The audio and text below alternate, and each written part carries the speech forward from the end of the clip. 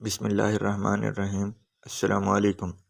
حسن بصری رحمۃ اللہ علیہ فرماتے ہیں کہ میں نے قرآن کریم میں 90 مقامات پہ یہ پڑھا ہے کہ ہم نے لکھ دیا ہے رزق بندے کی تقدیر میں، اور اللہ نے اس کے رزق کی تصدیق کر لی۔ اور ایک مقام پہ یہ پڑھا ہے کہ شیطان تمہیں مفلسی سے ڈراتا ہے۔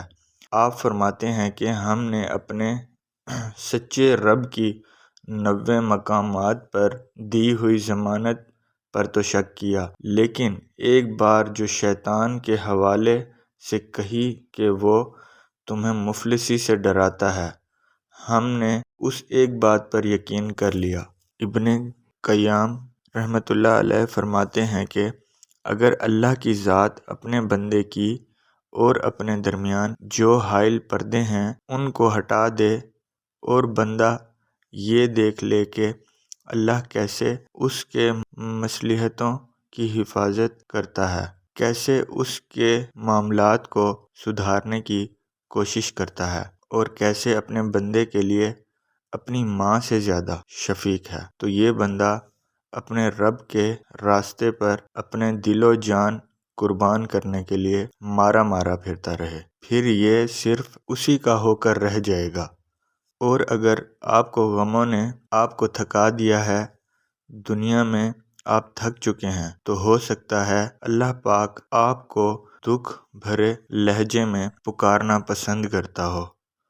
رکھ دیں سجدے میں سر اور دل کھول کے اپنے غم بیان کریں، ٹوٹی ہوئی کرچیاں لے کے اس کے بارگاہ میں چلے جائیں، وہ اس کو بالکل ویسے ہی جوڑ دے گا جیسے اس نے پہلی بار جوڑا تھا، کیونکہ اسی نے تو اس کو بنایا ہے۔ سجدے میں رکھ کے سارے دکھ بیان کر دیں، اور تمہارا رب بھولنے والا نہیں ہے۔ حدیث شریف میں آتا ہے کہ اگر کوئی مسلمان اپنے کوئی بھائی کی ضرورت پوری کرنے میں لگا رہا ہے، اپنا وقت صرف کر رہا ہے، تو اللہ پاک اس بندے کی ضرورت پوری کرنا سٹارٹ کر دیں گے۔ اللہ کریم فرماتا ہے کہ تم صحیح طریقے پر چلتے رہو، تقوی اختیار کرتے رہو، صحیح راستے پر جد و جہد کرو، یہ کام اللہ کریم پر چھوڑ دیں، اللہ پاک تمہاری ساری پریشانیاں دور کر دے گا، اور جب ہوگا تو آپ کو گمان ہی نہیں ہوگا، اور اسے رزق دے گا وہاں سے جہاں سے گمان ہی نہیں ہوگا۔ اللہ پاک پہ یقین کر کے تو دیکھیں، اس پہ ایمان تو رکھیں۔ اللہ پہ یقین رکھنا، اعتماد رکھنا بڑی مشکل کی بات ہے۔